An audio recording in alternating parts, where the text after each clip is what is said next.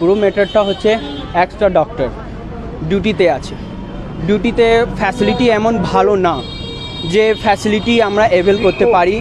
আমরা সবসময় খাবার, জল খাওয়া, শোয়া বসা কিছু ফ্যাসিলিটি নেই, আমাদের নিজের মধ্যে সব কিছু ম্যানেজ করে চলতে হয়।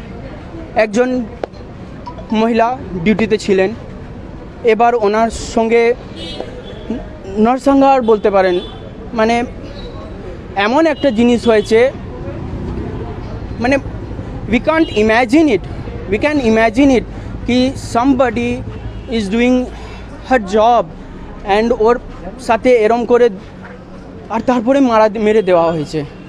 আর এই জিনিসটা সব জানে, কিন্তু এর যে জাস্টিস খুব তাড়াতাড়ি পাওয়া দরকার সে আমরা পাচ্ছি না। এমার্জেন্সি ওটি চলছে, সিসিইউ পরিষেবা চলছে, ইভেন ওয়ার্ডে যে পেশেন্টগুলো ভর্তি আছে তাদের পরিষেবা কন্টিনিউ হচ্ছে। বাট ওপিডি আমরা যতটা ম্যাক্সিমাম ম্যান পাওয়ার হয়তো আমরা অ্যাভেলেবেল না হলেও যতটা সম্ভব ওপিডি আমরা কন্টিনিউ করার চেষ্টা করছি, যাতে পেশেন্টের এবং পেশেন্ট পার্টিদের মিনিমাম হ্যারাসমেন্ট হয়। বাট এটা অত্যন্ত আমাদের কাছে অত্যন্ত দুঃখজনক। এরকম মর্মান্তিক ট্রমা, এটা আমাদের নৈতিক দাবি, আমাদের নীতি এটা দাবি করে যে আমরা এটার জন্য প্রোটেস্ট করি, র্যালি করি। তার জন্য আমরা সবাই সমবেত হয়েছি। হোপফুলি আপনারা বুঝবেন, সাধারণ মানুষজনও বুঝবেন, ডাক্তাররাও মানুষ, এই ছেলেমেয়েরাও আপনাদের ছেলেমেয়েরাও ডাক্তার হবে, তারাও কেউ চাইবে না একজন মহিলাকে এইভাবে গ্যাং রেপ করে খুন করে দেওয়া হোক। এটা কারো কাছে এটা কাম্য নয়, সেটার দাবিতে আমরা প্রোটেস্ট করছি।